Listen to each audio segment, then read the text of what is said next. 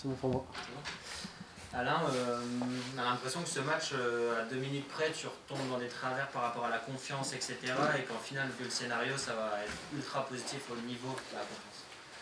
Ouais, c'est juste que c'est regrettable de rebasculer à la mi-temps à 2-1 parce qu'à 2-0, je pense que la mi-temps était presque parfaite, quoi. On a ce penalty, ils viennent, je crois, pour la deuxième fois dans notre surface ou même la première fois, j'en sais rien. Mais comme ça, à chaud, c'est le penalty qui les relance alors que je pense qu'ils n'avaient rien et que nous, on avait vraiment pris le match par le bon bout. On s'était créé beaucoup de situations, on marque de beaux buts sur des situations qu'on avait vues où il fallait mettre beaucoup de largeur et des centres. Et chaque fois qu'on passait un peu par les pistons, même s'ils avaient décidé quand même de mettre vraiment un bloc compact, serré, et on l'a vu même en deuxième mi-temps, alors qu'ils étaient menés, ils sont restés dans leur schéma. Et ce petit but, mine de rien, je les ai sentis à la mi-temps comme si ils sont rentrés comme si on perdait. Et c'était un peu dommage, quoi, parce qu'il y avait quand même eu beaucoup de positifs sur cette première mi-temps. Et on sent que voilà, dans les têtes, tout n'est pas encore totalement évacué, je pense. Donc, et puis après, c'est pareil sur le deuxième. Je pense que voilà, c'est quelque chose d'évitable. C'est une erreur un peu bête, mais ça arrive. On ne va pas en tenir rigueur parce qu'en plus là, il y a les 3 points derrière. Donc on va dire qu'on met vite le mouchoir dessus. Mais c'est vrai que après, eux, ils se sont recroquevillés en défense.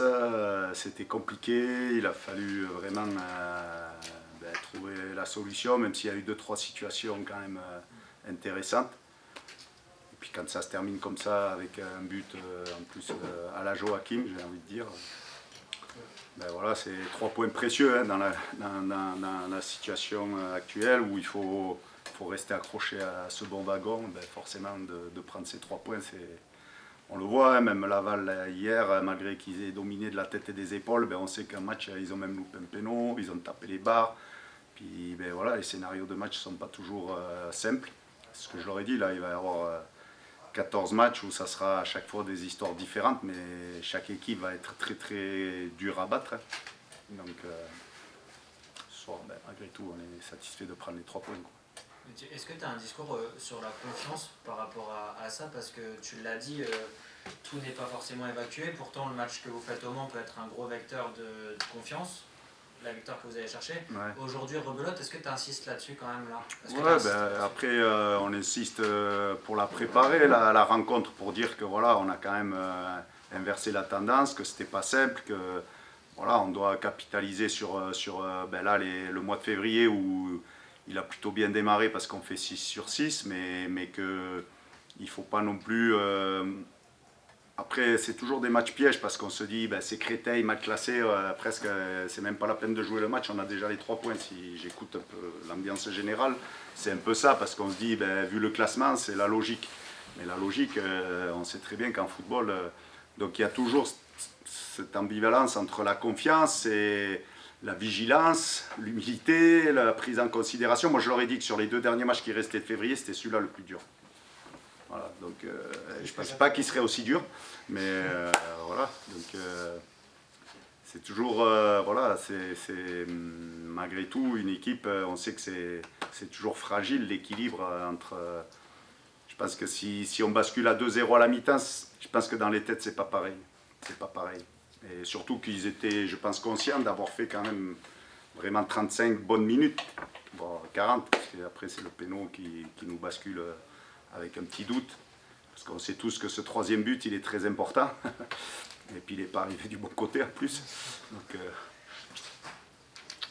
parce que jusqu'à la 32e, il fait même preuve de patience dans la construction. On sent même une forme de sérénité. C'est ce qu'on a émis, confiance, sérénité, j'avais mis. Voilà, c'était histoire de dire qu'un match, des fois, on sait que l'adversaire... il ne veut pas se livrer, qu'il faut être patient, il faut être juste, il ne faut rien donner à manger parce qu'ils attendent qu'une chose, c'est une passe qui est bloquée dans l'intervalle au milieu du terrain, ça fait une transition, c'est un contrôle un peu long, c'est des petits détails qui peuvent faire la différence pour aller donner à manger à l'adversaire, donc il faut être patient, il faut être juste.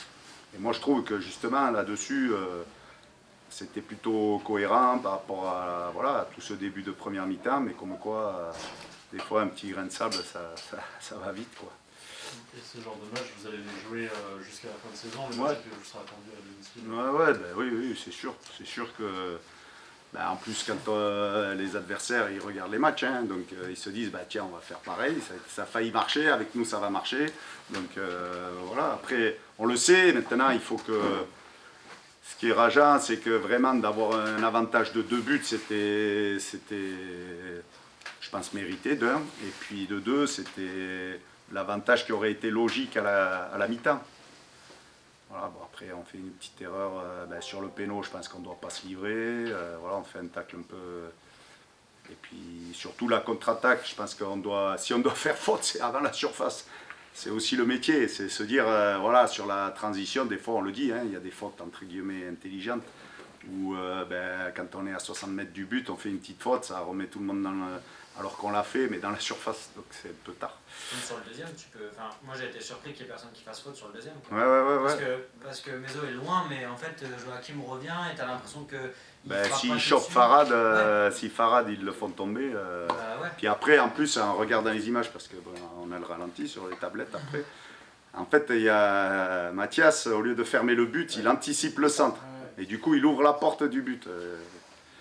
Bon, enfin, bref, donc c'était cadeau plus. D'ailleurs, on le voit pas venir du coup. Non, moi je pensais pas que de là où il était. Il avait bien quand même. Quoi. Oui, mais ça après, par contre. Il n'y a rien à dire, le gars il joue super bien le coup, mais nous on est naïfs quoi. Ça manque un peu de métier sur le coup. En Italie, il ne marque pas. Ouais, mais après tu fais aussi des choix forts derrière, et c'est aussi ça du coup, peut-être, enfin je sais pas, il y a Soub, il y a Skara, tu décides de mettre Fischer, c'est peut-être aussi. T'as des avantages, t'as des inconvénients. Voilà, ouais. Après, quand vous avez Arojo en face qui va à 2000 à l'heure aussi, c'est aussi ce paramètre-là qu'on prend en compte en fonction des profils, en fonction, même si ils ont bien joué au chat et à la souris pour pas donner d'infos sur le groupe, sur le Covid, pas le Covid, qui était apte, pas apte. Puis quand on entend les joueurs, ils nous disent on s'est entraîné normalement toute la semaine, il n'y avait personne. Après, il faut faire en sorte de savoir qui c'est qui va être aligné, c'est pas simple, parce qu'on apprend la compo et le groupe que là. Donc des fois on fait des choix, puis au final ça peut être complètement loupé parce que c'est pas la compo entre guillemets prévue ou imaginée quoi. Sinon sur la colonne vertébrale des nouveaux, on va dire, parce que Jo est arrivé plus tôt que les autres, mais il est quand même récent dans le groupe. Je veux dire, t'as quand même Loris qui fait un gros match derrière, beaucoup de sérénité en première. Alio, il a une activité sur Alio quoi. Et Jo qui monte vraiment en puissance là. Ouais, c'est bonus pour tout le monde, hein, je pense, pour le groupe, parce que ça amène, entre guillemets, une qualité supplémentaire, une concurrence supplémentaire aussi, avec des garçons qui ont des profils un peu différents. Aliou, il a un profil différent de ce qu'on avait peut-être au milieu de terrain jusqu'à présent. Loris aussi, par sa taille, par sa faculté à serrer constamment toujours l'adversaire, il est solide dans les duels et malgré tout aussi, comme je l'avais dit les premiers matchs, il est serein quand même avec les pieds, même si peut-être une ou deux fois, bien sûr, il peut louper un ou deux trucs, mais dans l'ensemble, voilà, il a une maîtrise aussi.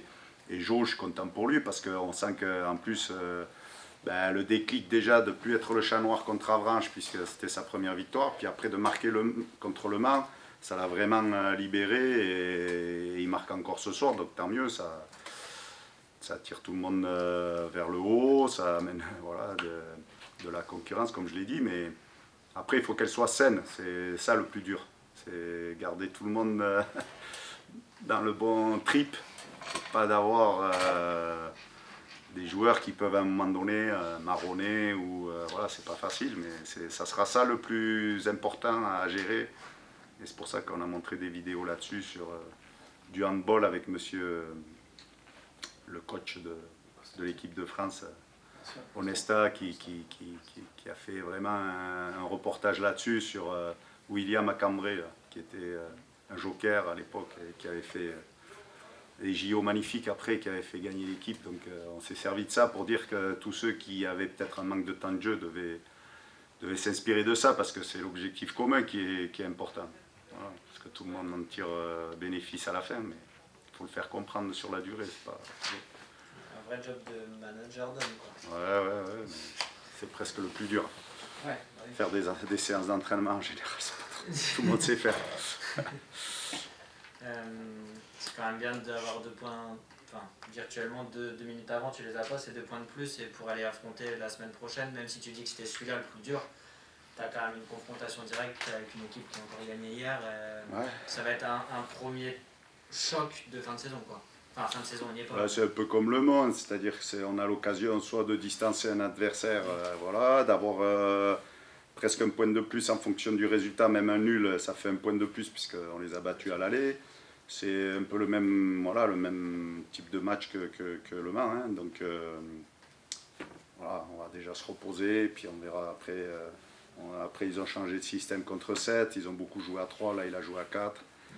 Voilà, il y aura des choses à voir, qu'est-ce qui peut nous attendre là-bas. Mais je sais que pour les garçons, forcément, il n'y a pas besoin de chercher à motiver les joueurs dans ce genre de match, quoi. C'est pour ça que celui de ce soir, je pense qu'il était plus difficile par rapport à ça, cette gestion à domicile. Voilà. Bon, la pelouse a été pas trop cata, il y a eu du bon taf de fait quand même. Ouais, c'est sûr qu'on avait peur de ça, mais bon, voilà. Ça fait 2 fois qu'on joue après le rugby, on gagne, ils peuvent jouer avant nous. Hein. Et eux aussi. Ouais, en plus. Ouais, c'est vrai.